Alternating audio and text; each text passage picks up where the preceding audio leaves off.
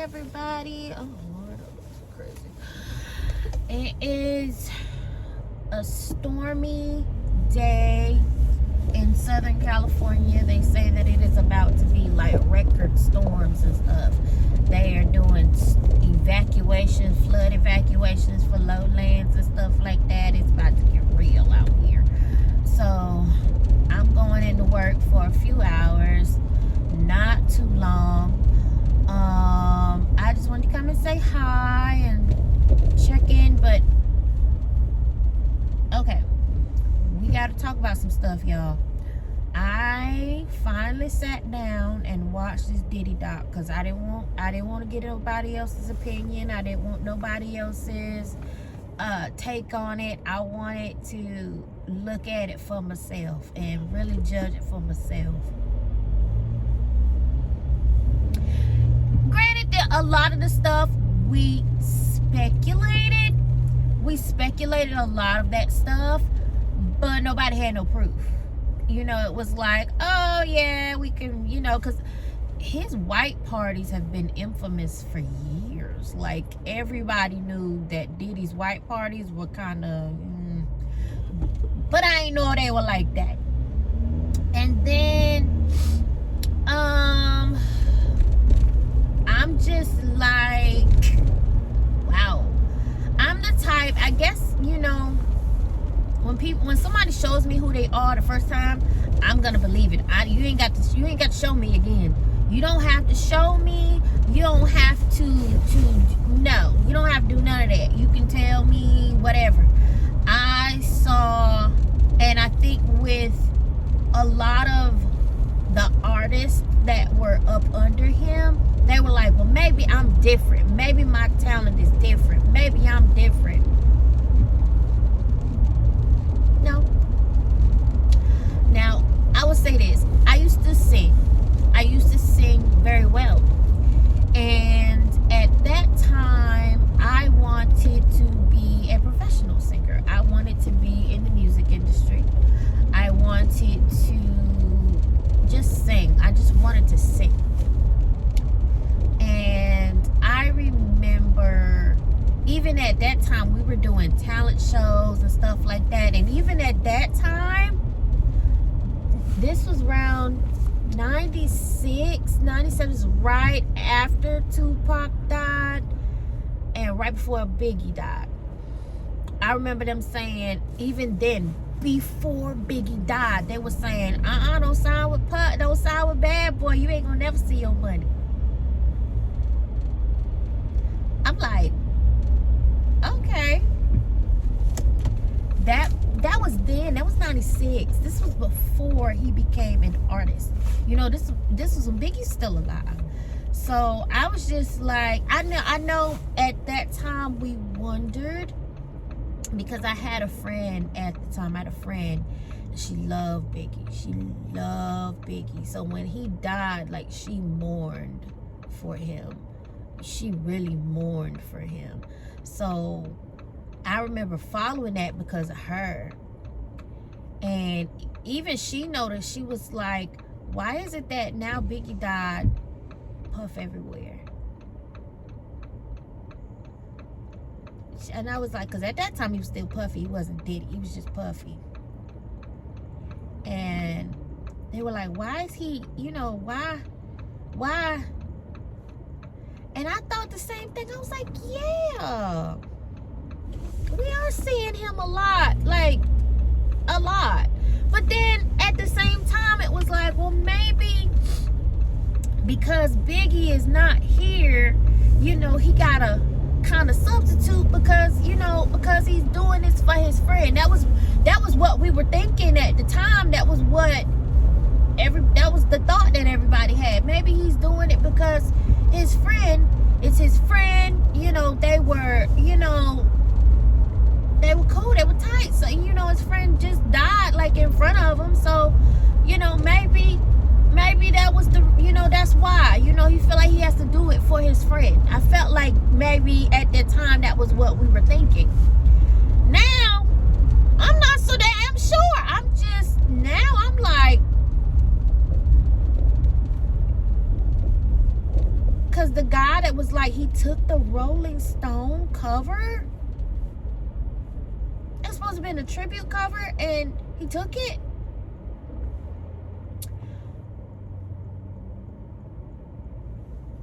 Then they had the one with what was it? The guy, the prostitute that they were, you know, the prostitute that he was sleeping with Cassie while he watched. Now that's not really, you know, grown folks is grown folks. You do what you do in your bedroom. Whatever your fetish is, your fetish. I don't judge nobody when it comes to their fetishes. That's your life. However, the March 9th thing that they brought him out every March 9th to have sex with him.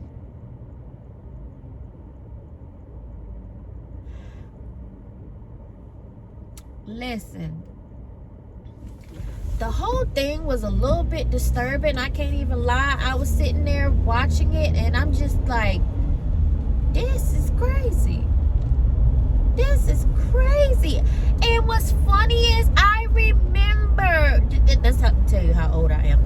I remember the incident at was the college with the basketball game. I remember that. I'm old enough to remember that. And I also remember, they said something about him, but, you know, to us, I guess, you know, I wasn't their age. I'm a generation below them. But it was like, oh, okay. And I was more focused. I think people at that time were more focused on the fact that Heavy D was involved. It was, you know, it was also Heavy D's promotion. And I guess Puff took the majority of the blame for the incident. But it was, listen, it was a thing. Wow. It was very well shot. Very, very, very well shot. Because what I liked about the doc was all of these things we've been hearing about for years. This came with evidence. So every time somebody said something, like an accusation of something, there would be a flash.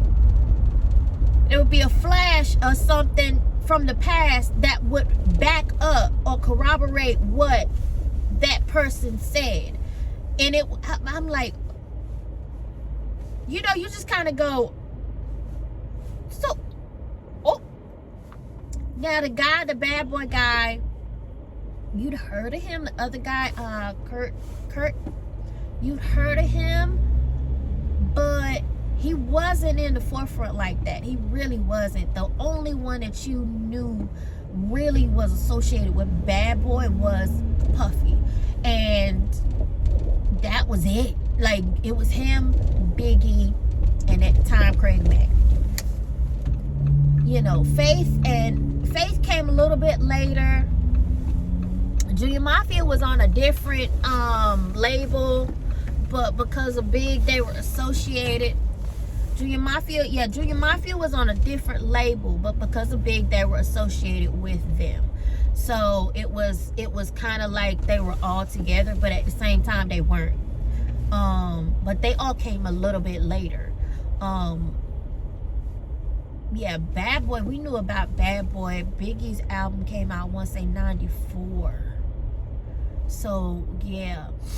And I remember the first running that the song that Biggie and Tupac did together. There are two. One is the same song but different versions. So I like the first version myself personally. It's very, very 94. Very, very 94. Yeah. I personally like that version. I'm not sure what it's called. I know the second version is called Running. So I'm pretty sure the first one is called Running too. But you just have to look at it. Go look it up. There are two versions of it. One of them came out after both of them had died, and they remastered it and recreated a song, and it was gorgeous. gorgeous, gorgeous, gorgeous. It's a beautiful song. It showcases the difference in their rapping styles and also how and their lyricism. It showcases the difference, so you can see. But the other one, bro, it's just very, very. When I say it's 94, very 94. So yeah, that came out around that time. So that was what I saw. Then they had the album, Craig Mack's album. When did Craig Mack? I want to say came out 94 too. I think both of their albums came out in 1994. That's when they got real big. Cause Puffy was with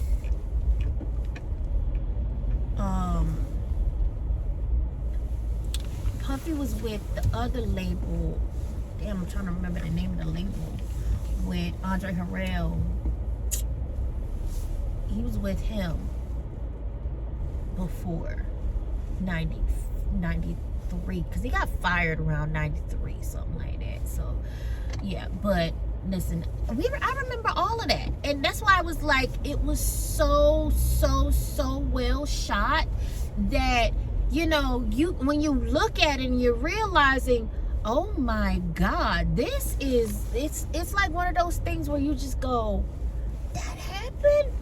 Yes, baby, that happened. And it was so well shot. You can't even, oh, she took my parking space. You can't even, like, it was well shot. It was well thought out. It was a good album. It was good documentary. And I've been watching a lot of documentaries lately. So, I mean, I don't know what's going to happen now, because he's now in jail for, you know, I think the prostitution. He's in jail for the prostitution part, and I think he only got 30 months. So that's a little under 3 years, something like that. So, and he already did like a year, so he's probably gonna get out in the next year or and a half or less. So yeah, he's probably gonna get out very soon. So I mean, and who knows, but I know one thing, he's not gonna be able to be Diddy no more, or Love, or whatever he's going by these days. He ain't gonna be able to be that, because baby, that documentary exposed a lot of things, and it's gonna be a lot of people that ain't gonna want to touch him with a 10-foot pole, because it's like, look, I got too much to lose. I don't have time. Like, I don't know why I am out here at this Target on this 2 days before Christmas, because this is crazy out here, but I need to get some stuff. So it's like essentials, so I can't even not come here. But yeah, I watched it. I feel like some of the people set themselves up, though. It was not to say that they're, you know, that it's, you know, that anything about a victim or anything like that, but it's just like, number one, he has been known to do this type of shit for years. Like, this is not new shit. Like, nothing is new about what we found out. It's just the extent of it that we didn't know. Well, we knew he was doing some nasty shit. We knew he was crooked. I mean, and the people was like, he was a bad businessman. Actually, he's a great businessman. He took their money and ate off their talent. He ate off their talent. All he had to do was show up, and he got paid. They had to show up and didn't get paid. I remember that episode of Making the Band, and they were who was it? Was it Day 20? It was either I think it was both of them, Days 26 and Danny Decay. I didn't watch it that much, but there was a few episodes here and there that I caught. I remember that episode where they wanted to get paid and they had to wait. So they didn't have nothing to eat. They didn't have, like, they were like missing essential things that they needed, and they didn't have no money. But they was expected to have their ass at that damn studio. I remember that. I was like, and I remember thinking, nobody thinks that something is wrong with this. Y'all don't think nothing is wrong with this? Like, these kids are out here, they really not getting paid to be there. But he got paid. I just was like, I can't believe. I was like, I find this very hard to believe that people are this naive. Like, I find this so hard to believe. And I'm just like, why? That's all you can really say. Just why? What was it? I mean, yes, he is, I guess maybe because he had, you know, the gift of gab, you know. I think my grandma, my mom, and all them, my grandma, my aunts, all them, they told me if you got a talking game, you can get whatever you want and not have to do shit. That's the prime example of that. I was taken aback. I could not believe it. I think the Cassie thing,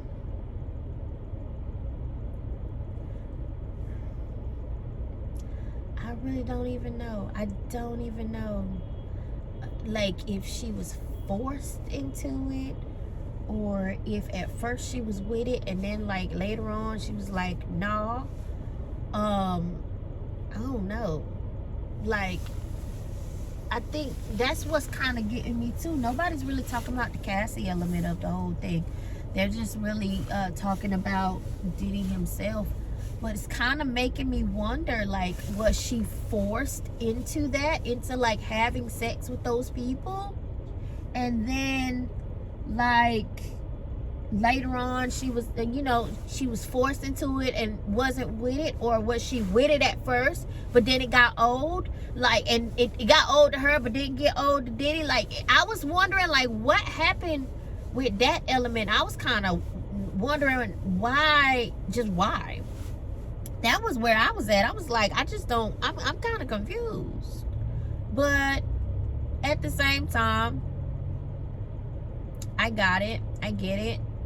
It's a sad situation because she was very, very young. She was very, very young. And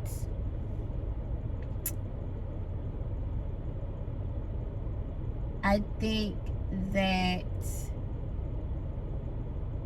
he had an element, or he still has it, an element that of control that he wants. Like, I have to be able to control this situation, and she was one of them.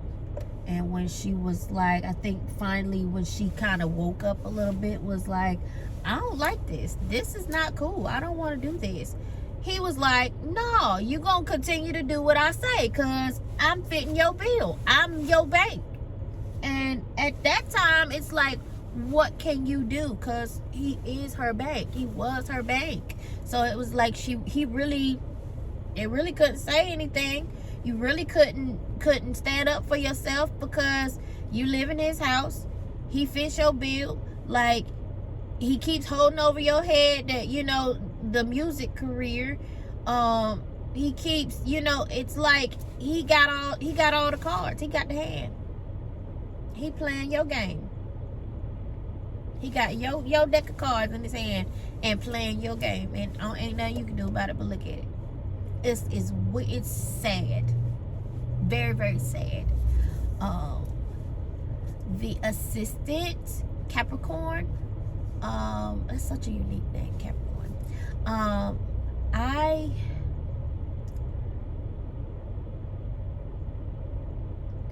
think I kind of got where she was saying, you know, I did this, but at the same time, I'm looking at her like, girl, he told you when he first hired, like he showed you exactly who he was when you first got hired, and you still worked for him. You knew who he was. The first time he took you out, he took you to a park and told you he was gonna kill you if you did anything against him. Like, it was there, and you were like, oh, for the culture. What culture is that? What culture is that? That is not black culture. Black culture is not beating people, holding people hostage, threatening to kill them. Is that black culture?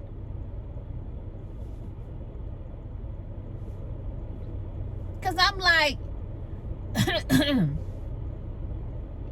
I'm just kind of, that guy Mark Curry, I believe every word he said. He is street dude, and he was then and he is now. It's funny. You could tell that dude was like no nonsense, straight to the point, whatever. He said what he had to say. He went on about his business. Now, the one that had the receipts was Kurt. That dude had the receipts. Like, the receipts. I'm like, y'all don't know he got the receipts. Really? Like, everything. He was like, I'm the one that's paying the bill.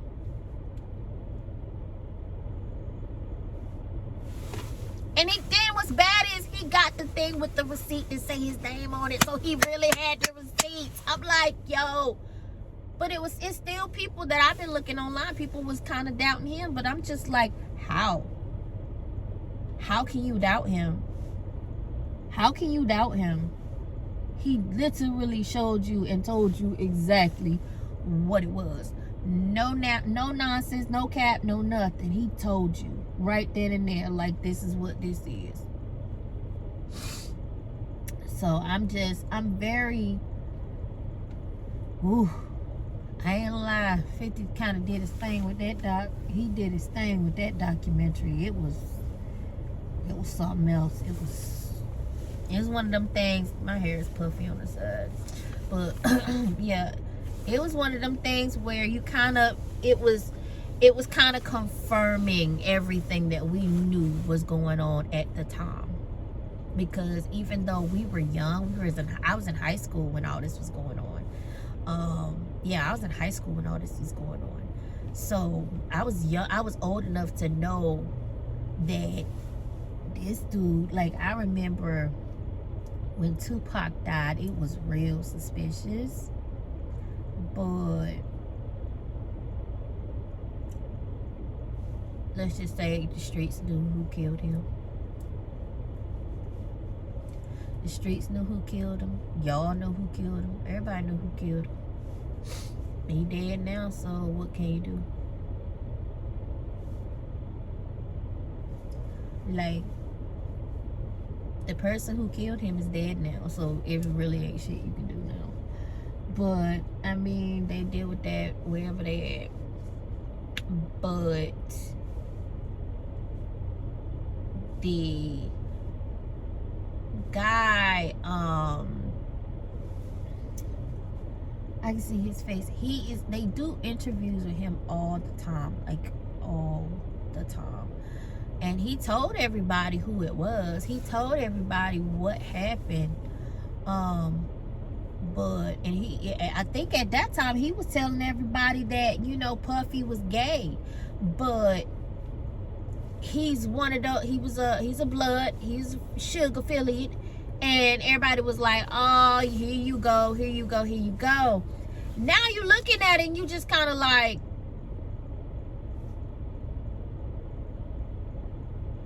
I guess he was right. Like, I wouldn't be so passionate about it if it wasn't so fact-based. It was really, because like I said, we knew a lot of these things were happening. We knew about Puff not paying his artists. Everybody knew that in the 90s. We knew that in the 90s, but people still wanted to sign with him. But if you think about it, he really didn't have that many people sign with him. If you really think about his artist roster, I think at one time he was more affiliate. He was more of an affiliate. His roster at one time, he had Biggie and Craig Mack. Then Faith came on. Then Biggie died, so he only got Craig Mack and Faith. So then he signs 112. So he got 112, Faith. Yeah. Then he signed Mace. He got them. So then I think at the time when Faith kind of just faded. Like nobody heard from her. And then I guess Craig Mack, same thing. I guess contract ended. He was done. Now you got 112 and Mace, right? 112 started being rivals with Jagged Edge.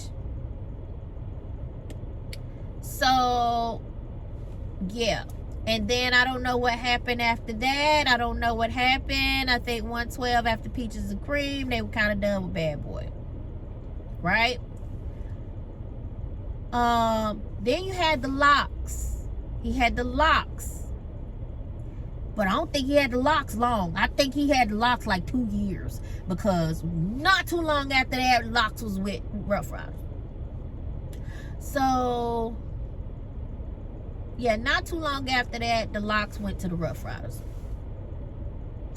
So I don't, cause when did DMX's first album came out in 98,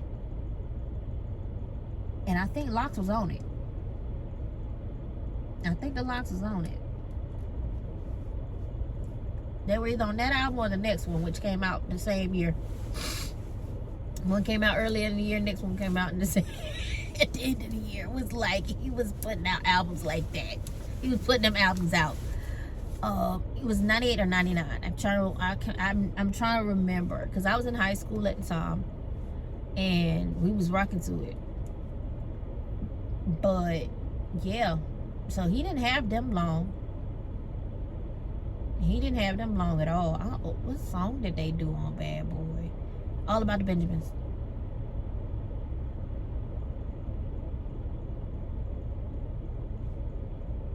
This is it, I think. Correct me if I'm wrong. I might be wrong. I'm trying to remember, but I think that was about it. But then I do remember. I'm trying to remember, because all of these things were happening, and like I said, we knew. Like, they knew back then. And then, like, his white parties, when he started having his white parties, we start hearing little things. Start hearing little things here and there. Start hearing, like, is it okay? How is it? You know, how is the white party? Blah, blah, blah, blah. And I remember I was like, because I think I said one time, one of my friends was like, I would love to go to one of his white parties. And our teacher, our history teacher at the time, our history teacher was like, no, you don't. He's like, you don't want to go to them parties.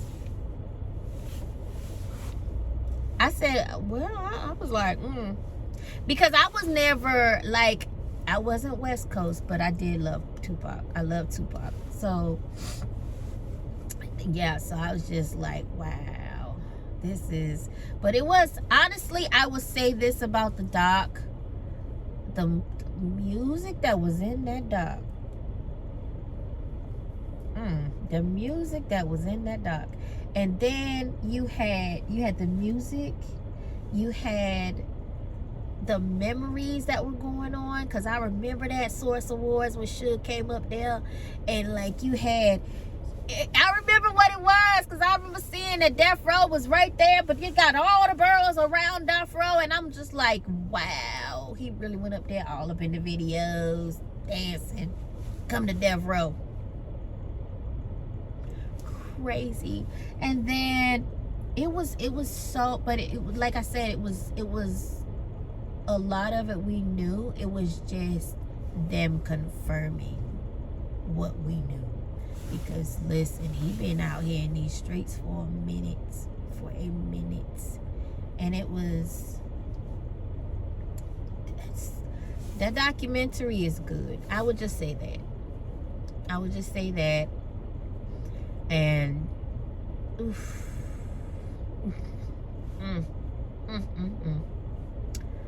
I don't know what's gonna happen after this, because he still got pending civil cases. That's crazy. He still got cases. So he ain't even done. He done with his criminal case, but he still got civil cases.